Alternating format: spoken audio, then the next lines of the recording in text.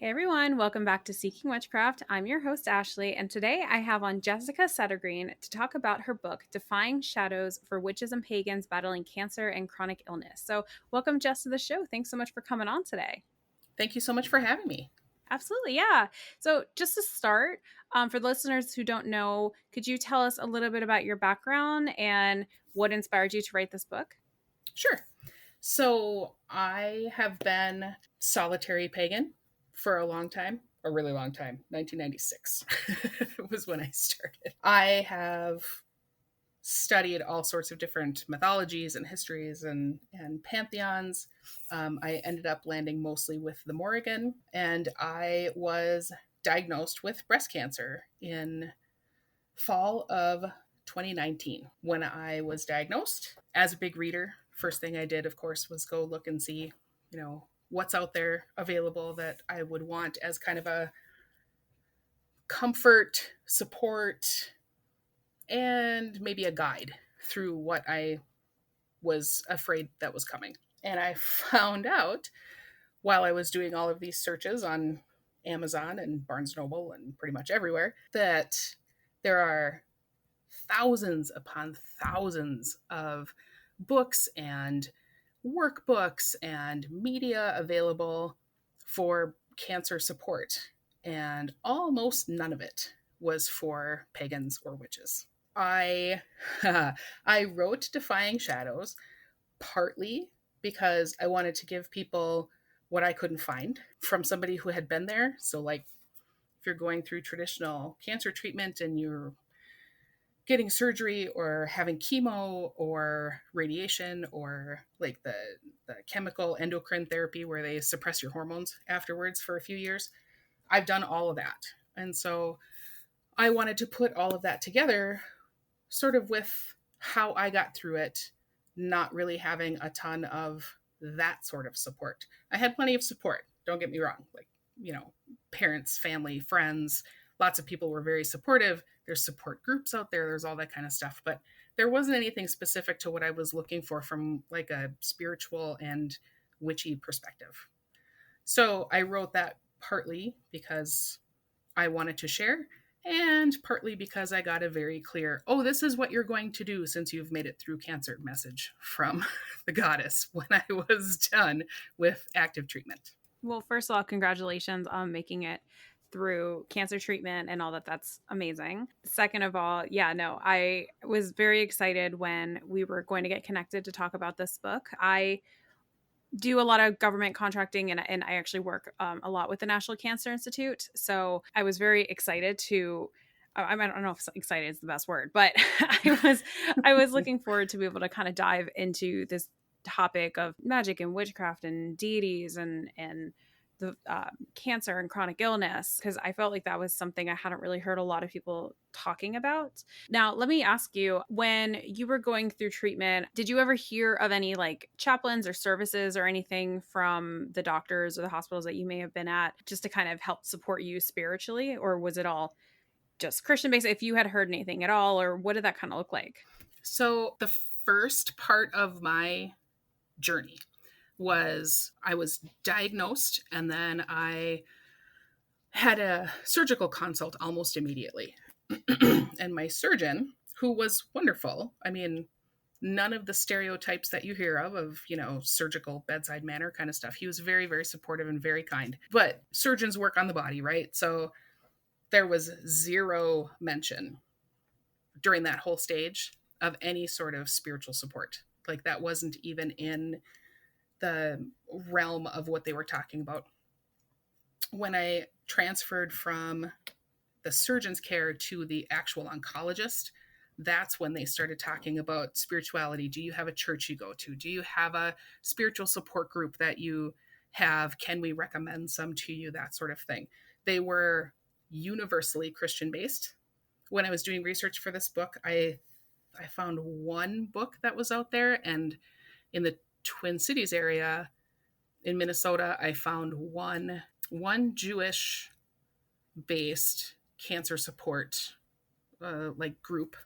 I found one or two, I think, books that were Buddhist based. There's one out there, well, with the caveat that this was a couple years ago when I was doing the research, right? Because it took a good year to write it. But there was like one from a Muslim perspective. There was the only thing that I found that wasn't the sort of what I call Christian light, which would be angels and, you know, very light focused and angelic messages and that kind of stuff, which is great, but the underpinnings of that is still very Christian. So yeah, the only thing that I found was one book that was out of print from the UK.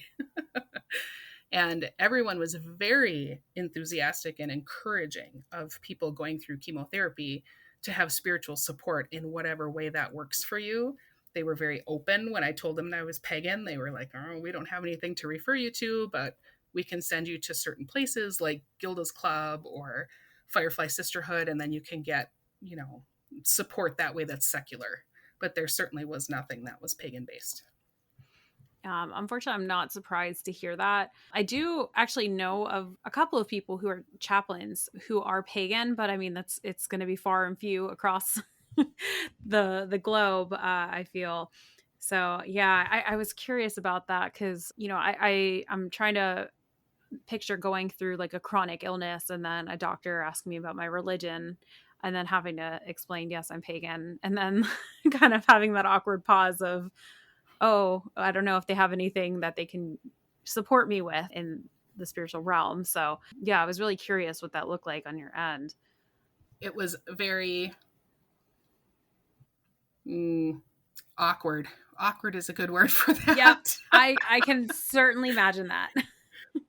So I want to dive a little bit into the book. So for the listeners who haven't seen a copy of it or cracked it open, what can we find within your book? So I sort of intentionally created this to be a combination of anecdotal stories because for me, one of my biggest support network outlets, I guess, was the Firefly Sisterhood, they do like one-on-one. So they set you up with like a mentor or a big sister who has gone through the same treatment process that you've gone through. So you have somebody to ask when weird stuff pops up and you're like, is this normal? Am I like, what is happening right now? And so I set up the book to be partly that. So there is a lot in there that's anecdotal personal stories of what happened to me and how I got through it and how it felt and that kind of thing. And then the other half is I told my grandmother, who is very not pagan, that it's mostly tea recipes. I love that. So, but I try to cover the emotional and spiritual and physical stuff. So there's a couple of chapters in there about what herbs I could still taste. Like what magical herbs could I include in the food that I was trying to keep my strength up that I could actually taste during chemo? Because if you don't know, chemo makes everything taste like kindergarten paste. Mm-hmm. So there's a whole chapter in there about like what foods are magically and mundanely helpful, what sorts of like crystals and stones and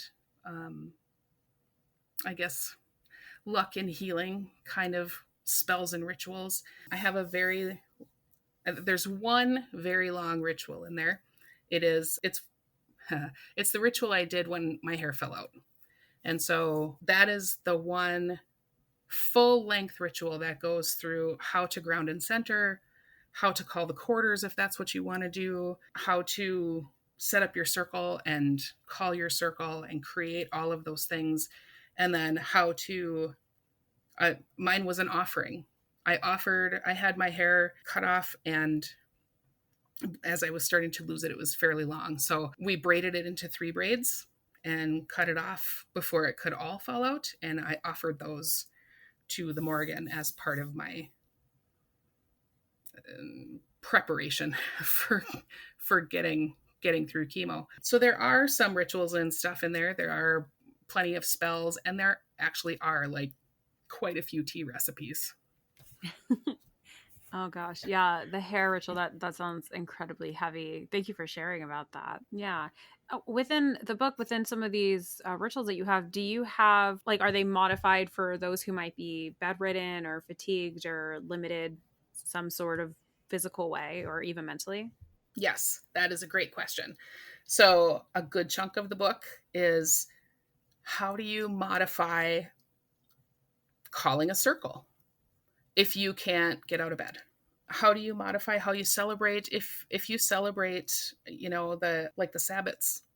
How do you do Samhain or Yule if you're too exhausted to do anything, but you still want to try? So there's a bunch of tips and tricks in there about. I have one whole section just about trying to raise enough energy for a circle and shortcuts that you can take to help you get through that using as little energy as possible. There's a lot in there about how to sort of bank your energy. The weird thing about cancer treatment is if you're going through chemotherapy, they put you on enough steroids on the days when you're getting your infusions that on those days, I felt great. I felt pretty normal. I couldn't taste anything, but I felt good. Like I had plenty of energy. Those are the days where I would get laundry done or, order groceries because not too long after I started treatment, the pandemic hit. So then I was sort of stuck at my house anyway. But there's a lot in there that sort of reminds you that it's okay to not do anything on the really, really exhausted, miserable days. And my goddess is fairly demanding, I would say. She has a reputation of being kind of tough, more of a get off your butt and do it kind of attitude. I think that's fairly common as of a description of the Morrigan. And even she was like, it's ridiculous to try to do something on a day when you can't get out of bed. If you need to wait one more day, that's totally fine.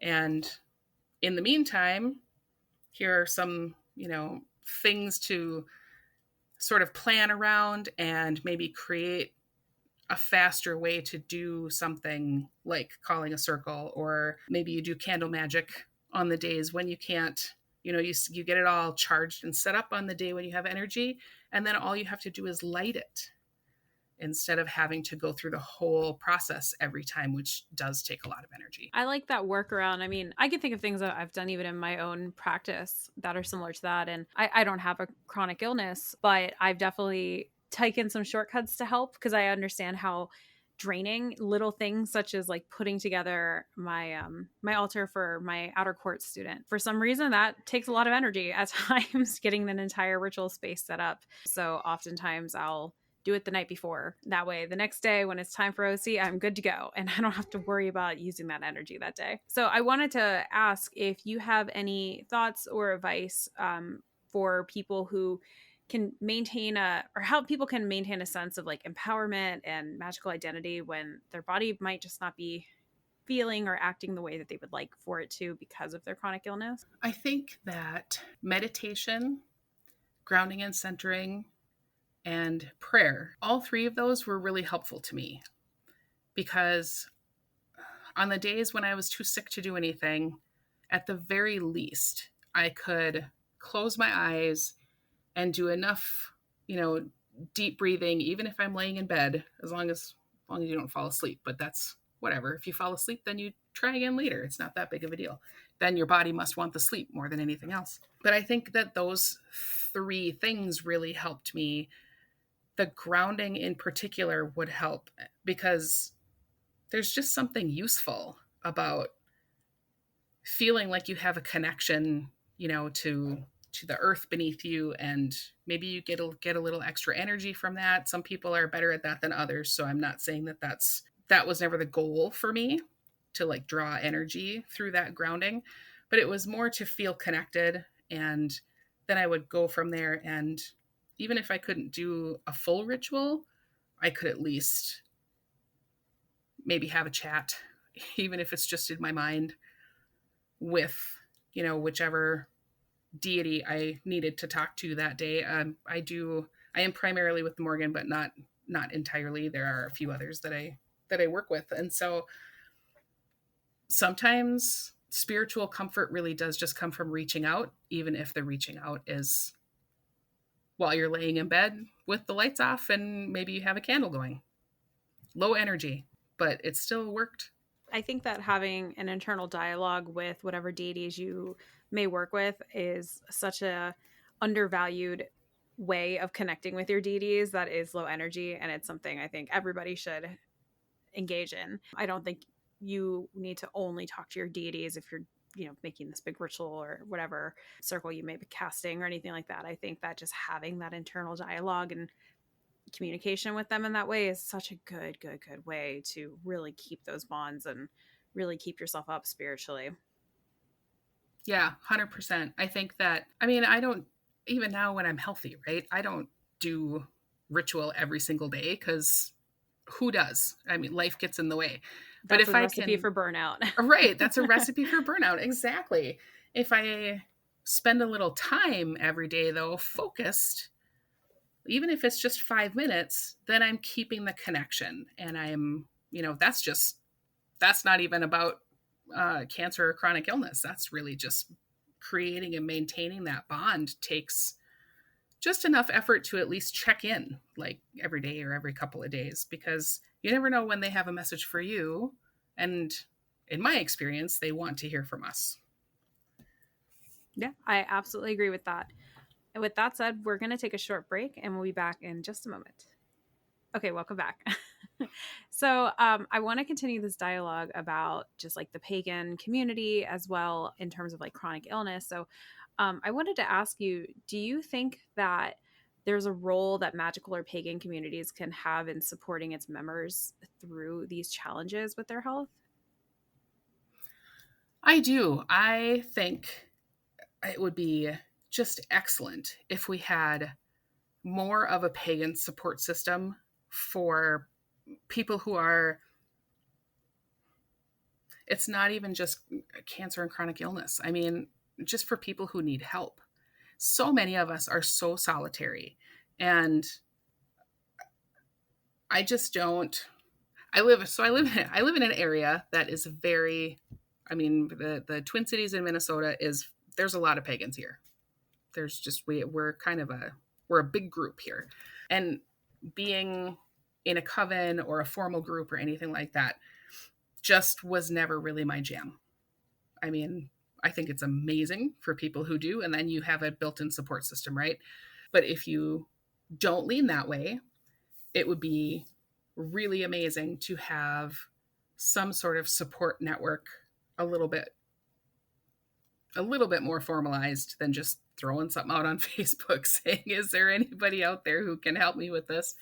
And I love that there are chaplains in some places who are pagan who are accessible for this kind of thing. I think it would be amazing if cancer centers and hospitals had more pagan chaplains available for people who are struggling, just in general. Yeah, I think it'd be nice if there was some sort of like formal training for Wicca. And actually, now that I say this, there might be. I'm not sure because I believe chaplains are supposed to be trained to be kind of universal in what spiritual care that they can give. So I'd be actually really curious to know what the pagan training of a chaplain may or may not look like. So maybe I should reach out to one of them that I know. But anyhow, let me ask you this: do you think that there's anything that like the witchcraft or pagan communities can do to support people that a traditional system might not be able to? I know it's kind of similar to the previous question, but um like I'm trying to think of an example like I don't want to say like pagan support groups because that's something I guess like traditional systems also have, but I'm trying to think if there's anything that within our spirituality that we could do that's a little different than what might be supportive for somebody who's Christian or Jewish or any other religion. Sure. I think the biggest difference, that I would see that a pagan community could maybe offer that most other religions don't offer. And I say most because there are subsets of Christianity that do the whole, laying of hands kind of thing. But what came to mind right away for me was offering up energy. Like can I come over if I'm, where friends, I have a few friends who are also pagan and who are also solitary. One came over and she had been learning Reiki, and she was like, can I just come over and do Reiki on you? Because if it helps, amazing. And if not, well, then we spend a little time together and hang out, and that's awesome too. And it did help. Like, I could feel it. It was amazing. And having some sort of support out there to help people who are in their lowest energy times, maybe to do the occasional offering up some of their own energy for whatever needs to be done.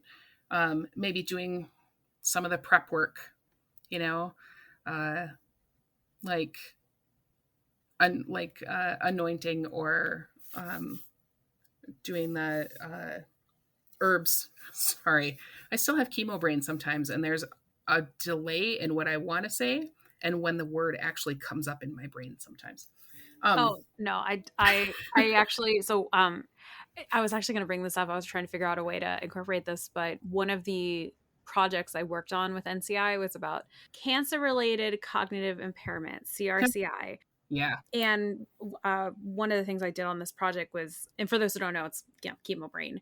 I interviewed like a bunch of people who had gone through chemotherapy about chemo brain as a term, and we were like interviewing doctors as well as nurses, and the fact that it's not really trained in medical school, it's not like taught as a thing, is pretty wild. It's kind of like now becoming a new emerging thing to be aware of. So I totally understand what you're saying about the chemo brain. I actually found that really, really fascinating to look into, but it was pretty wild that it's so under researched and it's just now starting to kind of see the light of day as a medical thing. Yeah, it's wild because I mean, I'm a lifetime reader and writer, right? And I lose words regularly still. It's been 5 years since I finished chemo. And I actually asked at my last oncology appointment when I was talking to the nurse practitioner, I asked about that, and she said, might never come all the way back. So she recommended puzzles, like word finds and Sudoku and crosswords, anything that helps train your brain and keep it going, because some of the chemo brain apparently may never come back. And so I have the occasional weird pause in my speaking because I've completely lost the word that I'm looking for. Yeah, it's a pretty wild concept of CRCI in general, like chemo brain. So no worries at all. I will say I did also hear that is a good thing to do, is to engage in memory games as well. Memory games actually support so many things in the brain, like executive function, for example. It's pretty wild, and it's like I have heard this through my years working as a researcher, but do I have a memory game downloaded on my phone? No, I do not. I probably should. It's like one of those things, like, I know I should be doing this, but I don't. I don't know why. I probably should. Mm-hmm. Anywho, yeah, see, now I can't. Now, what were we just chatting about? I think we were chatting about unique things that the pagan community can do, and I really actually I really liked your example of lending energy, and through like Reiki and stuff. I think that's actually a fantastic example. So thank you so much for bringing that one up. Yeah, I think that's great. So let me ask, throughout your journey of battling cancer, did you ever experience any spiritual dissonance, like feelings of magical burnout while battling illness? And if so, how did you work through that? I did.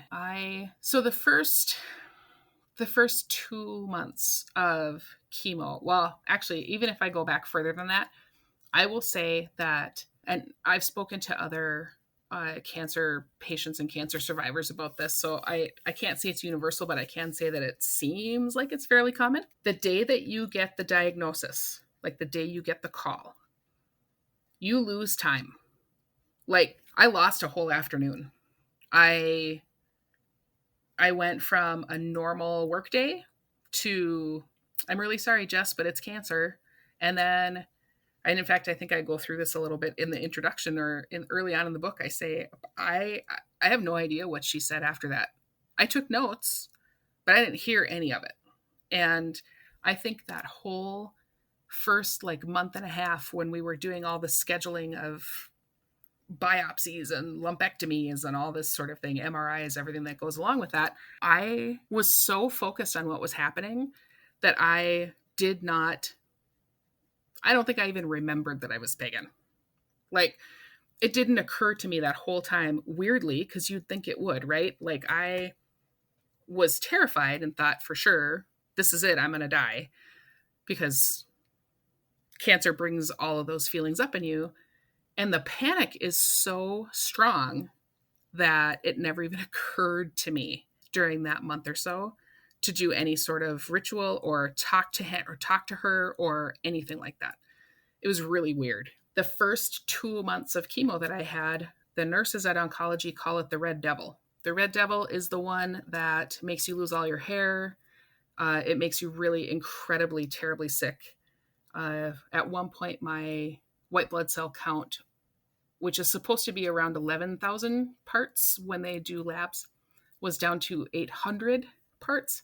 That was the time that oncology said, if you get a fever, you go directly to the emergency room. Like, take your temperature every couple hours, and if your fever is higher than 99, you go to the emergency room. Do not go to urgent care. So there were definitely times during that when I was so exhausted and so tired of throwing up because it was constant that, like, the best I could do was scream obscenities in the bathroom and go back to bed.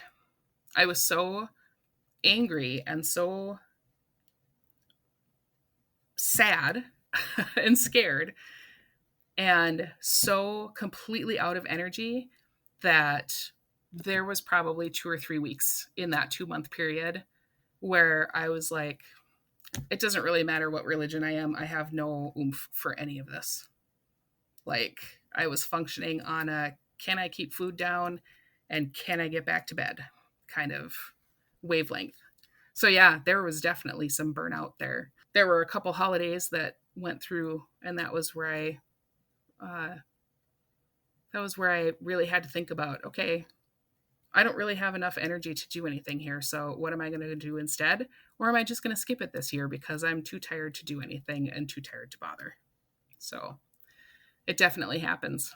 Yeah, I appreciate how in the book you have a whole section for the Wheel of the Year of low energy things that people can do who may be feeling very similar to you if they are going through this. So I think that that's fantastic. That honestly, I think this book is just such a good resource for anybody going through chronic illness and even people who are burnt out.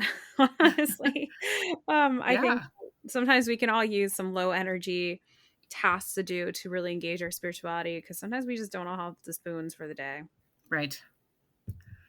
So let me ask, have you, during your time in this journey, did you ever experience any ableism or exclusion within any witchy spaces? Or did you find that it was pretty accommodating? I found it pretty accommodating, but I have to say that with the caveat that I started chemo a couple of months before 2020. So I was still going through chemo, and then I went through radiation when we were in lockdown. And at that point, everybody was excluded from everything, right? That's true. Yeah. I think that probably the the place where I felt the most awkward was when I got to the point that I was looking for one-on-one support because I'm not so much into the group support thing. I approached a support group, right? The one that basically assigns you a mentor, and they want to know all of these things about you. You know, what kind of cancer do you have, or well, it's mostly specifically for breast cancer, actually. So they were looking for what kind, what stage, what treatment plan did you have, because they want to match you with somebody else who has a similar treatment plan. And that's the one place where me being a witch was tricky, because I was super upfront about it and said, you can't put me with somebody who's really, really, what's the word? Proselytizing. Yes. That's a good, you're I'd be putting it. perfectly fine with anyone of any religion who can accept and be supportive of someone of another religion. It would be useful if you had somebody who was at least close to mine, but of course they didn't. And so they found me somebody that was archaeologist actually. So she had some of the same interests that I had, and that worked out well. But that was the only place where I really kind of felt not exactly excluded, but like I didn't fit. You know, I did not approach anyone in particular in pagan spaces or witchy spaces other than online, and there I never found anything except support and, you know, kind of have you tried this sort of help, which sometimes is really useful and sometimes is not what you want to hear. So that's always tricky too. Yeah, I mean, I guess as you mentioned, like this kind of all happening right around pandemic times. I guess the good pro would be people were very much online back Yeah. then, probably more than they are now. So at least, I don't know, silver linings. Yep. Oh my gosh. So if you could go back and give yourself a spiritual or magical message at the start of your health journey, knowing everything that you know now, what would that be? No, that's a good question. I think it would have been very helpful for me. I make fun of myself a little bit in the book because at one point, my mom, she was a nurse, and so she's just as stoic and independent as I am. And she was like, "You don't have to be so stoic all the time." And she was right, you know. And when I had my first biopsy, and they knew that it was cancer, one of the nurses at the breast center where I got the biopsy done took me aside and she says, "I know your type." And I was like, "What do you mean?" And she says, "You're not going to want to let people help you because you're used to doing everything yourself. You have to let that go. And you have to let people help you. People will want to help you because everybody knows somebody who has cancer or a chronic illness who needs help. And everybody generally wants to help somehow. Sometimes that's, can I throw money at it? Legit. Sometimes it's, can I make you dinner? Can I clean your house? Can I do, there's so many different ways that people try to help. And I am terrible at accepting help, terrible at it. And to that extent, during that panicky stage, I didn't ask for help from the gods either. Because I thought, this is it. I'm going to go and there's nothing anybody can do about it. So, why whine to them? And if I had to go back and do it again, I would have started talking to them earlier in the process because I had a whole series of really, really intense dreams and meditations with one of the death aspects of the Morrigan, who very clearly told me, "This is not your time. We have plans for you." Right? Oh my goodness. And boy, would that have been helpful during that first month. Sometimes I suppose you hear things when you need to hear them, Yeah. Well, let me ask, what do you hope that readers can take away from Defying Shadows, especially those who may not be sick or may care for somebody who is? Yeah. So my goal for this book was to carry a torch, I guess, because so much of cancer treatment specifically, but also any sort of ongoing kind of marathon of mental health issues or physical health issues, they're exhausting. And there are dark places along that path. There really are. There's places where you are terrified. There's places where you just want to give up and say, "I'm done." And I wrote this book hoping that it would give people practical tips and tricks kind of to endure, to get through it. And then also comfort in a way that I was looking for comfort when I was going through it. Like, it was one of those, it wasn't there, so I had to put it out there for the next person in hopes that they don't have to go down the path in the same level of darkness that I was in while I was going through it. Oh my gosh. Well, Jessica, thank you so much for sharing your story and creating this book and really opening up a dialogue for those who aren't sure where to start, Yeah. especially when navigating chronic illness and, like you said, kind of just losing a whole day after hearing about the diagnosis. Yep. So, how can the listeners connect with you or your work, and where can they find a copy of your book? So, Defying Shadows is out pretty much everywhere. Some places, a lot of indie bookstores and stuff have them. You can order it through them, but they may not have it on the shelf. But it's at Amazon, Barnes and Noble, all those places. I have a website which I will give you to put in the bio. That's where my blog is generally where I end up interacting with people the most. I also have a Facebook author webpage, and then you can always find me on Amazon or Goodreads, because who doesn't love a good Goodreads list? Awesome. Well, I will link all of that in the episode description. And if anybody wants to try to find me, I'm on Instagram at Seeking Witchcraft, Facebook at Seeking Witchcraft Podcast. And if anybody is interested in supporting the show, you could do so at patreon.com/Seeking Witchcraft. Well, Jess, thank you so much for coming on. I do have one final question for you. If you could give one piece of advice to a beginner, it doesn't have to be anything related to what we talked about today, what would that one piece of advice be? Stay open-minded. I think that's the biggest one. Be flexible with your mind, because you never know when something really profound is going to cross your path. Fantastic advice. Thank you so much. And thank you again so much for coming on. This was such a pleasure talking to you and hearing a bit about your story. And as mentioned, you can purchase the book online and it'll all be linked in the bio. So thank you all for listening. Thanks again, Jess, for coming on, and I'll talk to you again soon. Bye. Thank you.